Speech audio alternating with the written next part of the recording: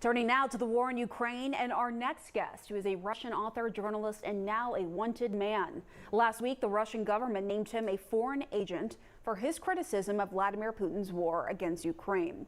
Dmitry Glavhatsky joins us now. Thanks so much for taking time to talk with us. So, Dmitry, 4 months ago, a Moscow court ordered your arrest in absentia for allegedly discrediting the Russian armed forces. Tell us more about why you have drawn the ire of Vladimir Putin.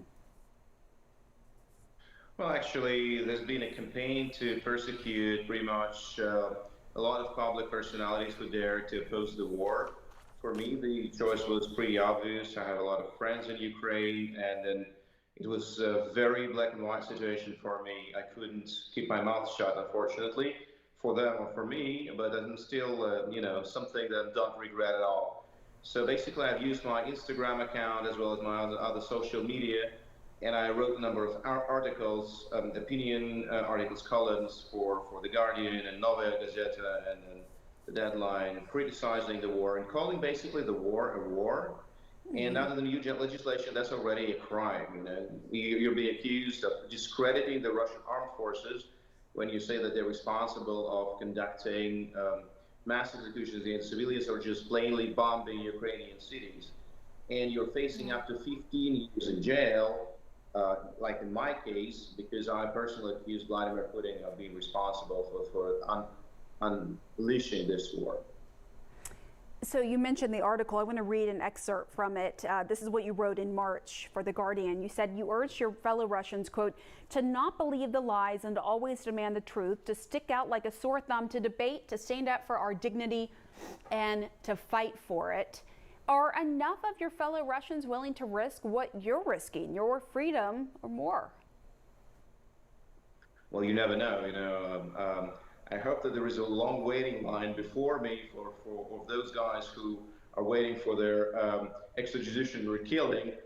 So far, I'm risking an arrest and up to 15 years in jail if I'm going anywhere near Russia, like Russia former CIS, because they all do collaborate and extradite. There were cases in Russia of also artists being not only bullied but also poisoned before, such as the famous Russian author Dmitry Bykov, who was poisoned just with the same agent as Alexei Navalny had of him a couple of years before. So things do happen. So you must be worried for your safety. Well, you can never feel safe when you criticize the authorities in Russia, but I think that they should be pragmatical in deciding who they should eliminate first. Basically, it's still not a reason.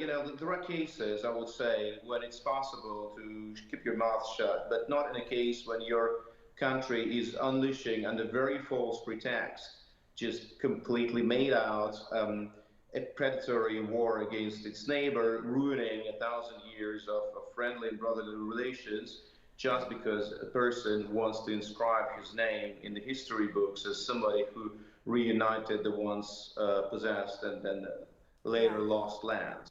That person being Vladimir Putin. All right, Dmitry Glavhatsky, thanks for coming on the show. We really do appreciate your time. We'll be right back.